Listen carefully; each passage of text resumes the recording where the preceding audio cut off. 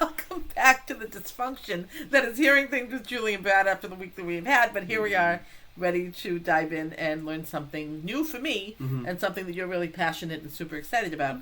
So Brad is actually going to run this. I'm going to sit back and listen and learn with the rest of you. No further ado, Bradley McKenna, take it away. So I want to talk about Hawkeye, not the guy from MASH. I want to talk about, sorry, I should have warned you. The superhero. So this guy right here. And so he's an Avenger. He was introduced in 1964. And the reason I want to talk about it is a TV show that came out a couple of years ago, put on Disney Plus, because Disney owns Marvel. And in the show, Hawkeye wears a hearing aid. And it's the first time I've actually seen like a hearing aid in a show, and not be comic relief. I've had to turn off a couple of different shows where the deaf person was just the comic relief. And so Hawkeye, he's an Avenger. He's subjected to a lot of explosions, so he loses his hearing.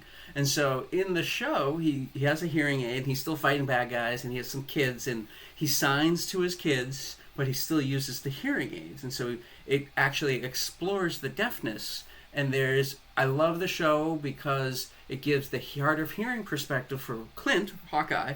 And then there's another character called Echo, and she's completely deaf. And so it shows I didn't know that. It shows the dynamic where deaf is not hard of hearing. They can both sign, and there's some ASL in there as well.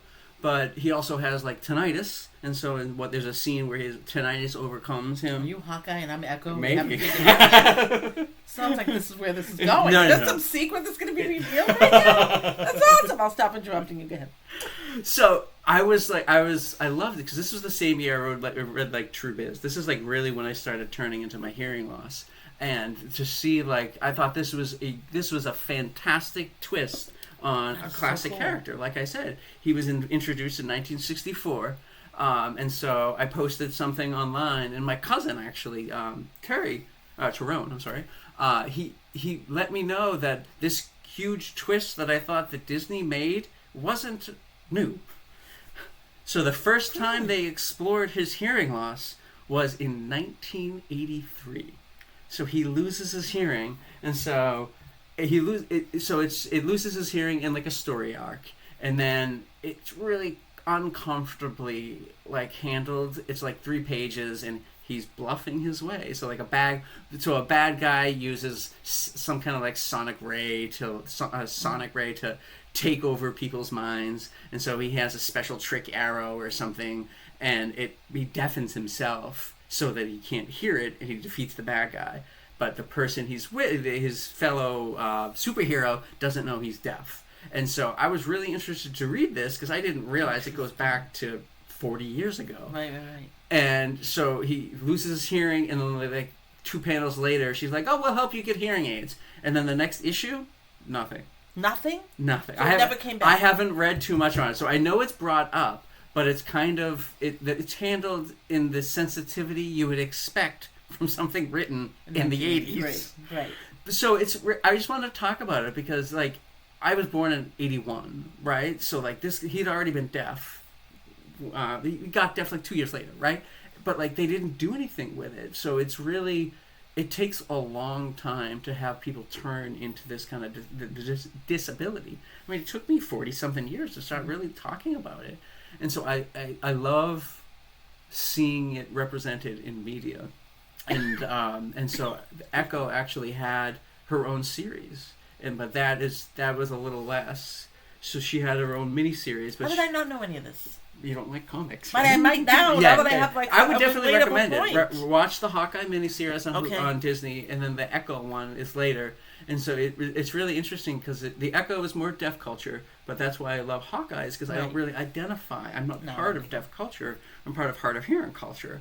And to see myself represented was so fulfilling. And so I'm going to be reading up on it, and just because I know that it's not a primary focus of the plot, but the fact that it was just introduced that long ago, and now I thought it was just something new, but it's 40 years old. And so that's one of the reasons that I asked Julie if we could do this show, because I want to get it out there. I want to get people looking into it, and it's I just there's for me it hurt a little bit because it was out there when I was younger.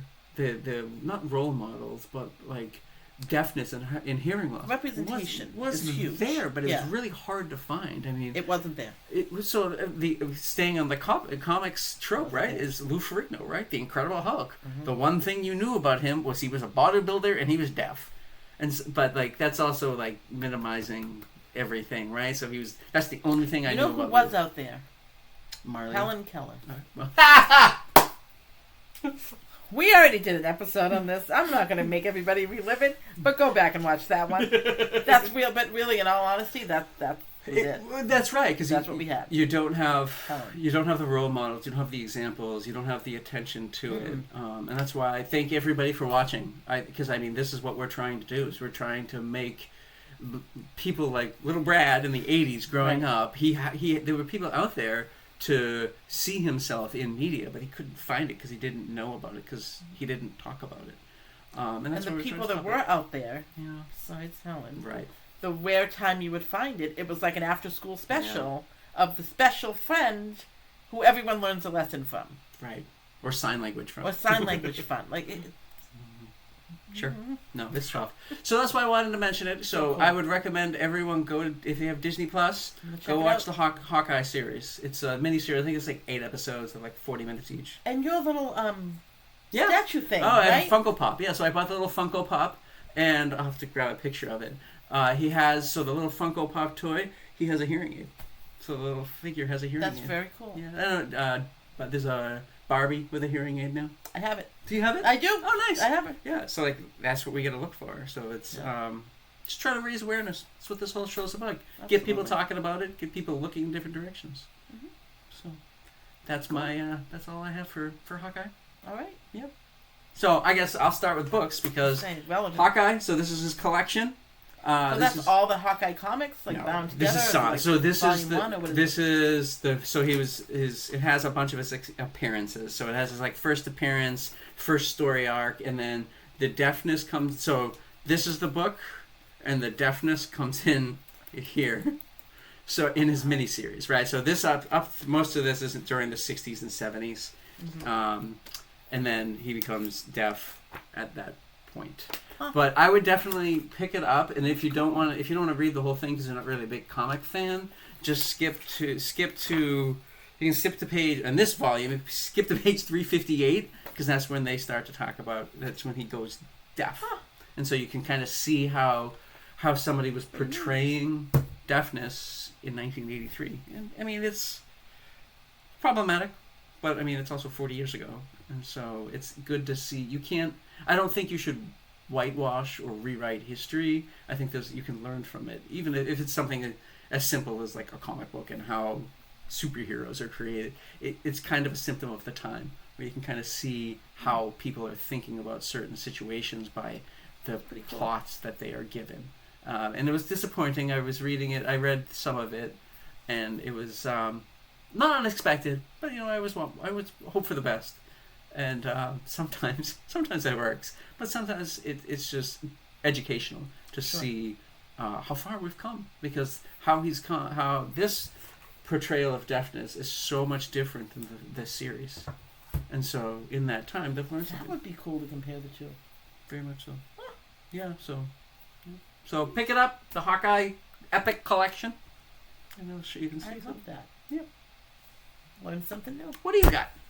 One of my favorite books from when I was a kid. Why do I do this with the camera all the time? Ballet Shoes by Noel Streatfeild. It is awesome. This book was written in 1937, and it takes place in London, and it's 3 sisters that are taken care of by their nanny, and her parents had passed away, and they became, their guardian was Great Uncle Matthew, who's off exploring Egypt and Africa and every other thing, and they just find these 3 girls enter dancing school, and they all have such individual talents. And it's about their journey as they grow up, if they still want to be dancers or how they kind of find their way into different fields. Yeah. It's such a sweet book, and I've read it over and over throughout the years, even as an adult, and I think I gave one of my nieces a copy. It's just awesome. So that was my pick for today. It's fun. And I love the ballet, and I just went to Swan Lake last week, and nice. It's kind of a nice little nostalgic connection for me. And talk about seeing yourself in media. 1930s, how many books were written with female with main strong protagonist? female leads and that have lasted over time.